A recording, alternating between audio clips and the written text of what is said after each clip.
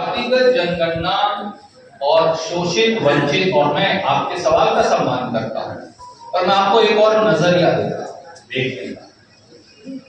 कई बार हम एक या दो या चार व्यक्तियों से पूरे समाज के सामाजिक परिवर्तन के मुद्दे को जोड़कर देख लेते हैं और वो मुद्दा गौण हो जाता है।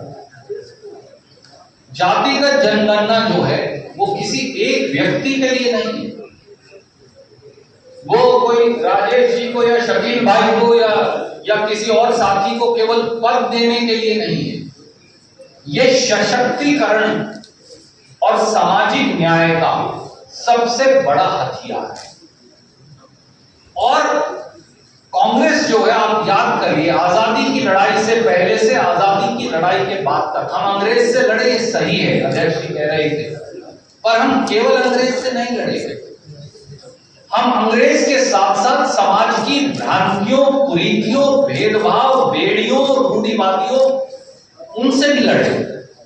और हर बार हमने सामाजिक परिवर्तन के हम सूत्रधार बने। और मैं आपको अगर इतिहास बताने लगूंगा तो समय लग जाएगा, और क्योंकि आपने एक विशेष सवाल पूछा तो 80 और 90 के दशक का, और आप और मैं तो बहुत उस समय छोटे रहे होंगे, और आप ये भूल जाते हैं, आपने बिहार का तो प्रश्न उठा लिया, पर आप ये भूल गए कि हिंदुस्तान के कितने ऐसे और प्रांत थे। कर्नाटक से शुरू करिए और राजस्थान, गुजरात तक चले जाइए, जहां जो सबसे बड़ी जातियां हमने मुख्यमंत्री नहीं बनाया, जो सबसे छोटी संख्या में जाति थी, दर्जे में कोई जाति छोटी नहीं होती, संख्या में जो सबसे छोटी जाति थी, उनके लोगों को अगर मुख्यमंत्री बनने का, देवराज अर्श जी से शुरू करें एक तरफ, और आप राजस्थान तक चले जाए और गुजरात तक, ऐसे उत्तर प्रदेश तक आए, बहुत सारे साथियों को मौका मिला, पर वो नाकाफी है। मैं आपसे सहमत, वो नाकाफी है, क्योंकि एक व्यक्ति को आप पिछड़ा वर्ग से एक व्यक्ति उठाइए, उसे कुछ बना दीजिए, बाकी सारे समाज को खारिज कर दीजिए। दलित से एक व्यक्ति उठाइए, उसे कुछ बना दीजिए, बाकी सारा समाज वहीं रह गया, कोई फायदा नहीं। जातिगत जनगणना एक्सरे है। अगला कदम, जितनी आबादी उतना हक के आधार पर उनको सामाजिक न्याय, संसाधनों और सरकार में उनको भी न्याय देना, हिस्सेदारी देने की कवायद।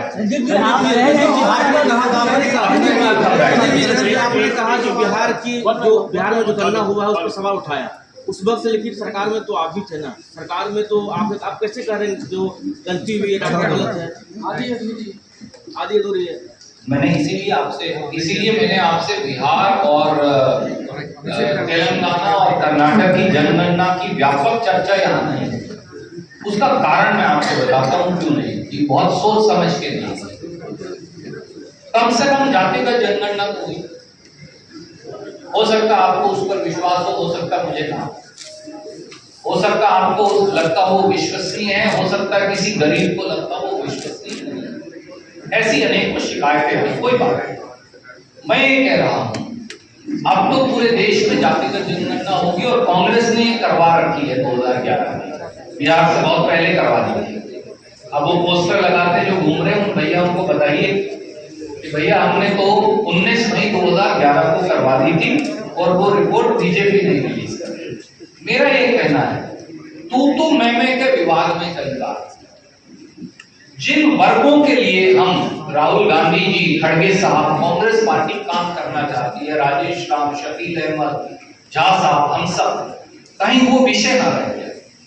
और वो विषय है, कौन मन से, वचन से, कर्म से शोषितों, वंचितों, दलितों, आदिवासियों और पिछड़ों को अधिकार देने का पक्षधर है, कौन इसे चुनावी शगुफे के तौर पर इस्तेमाल कर शायद फिर इसे कूड़ेदान में डाल देने वाला।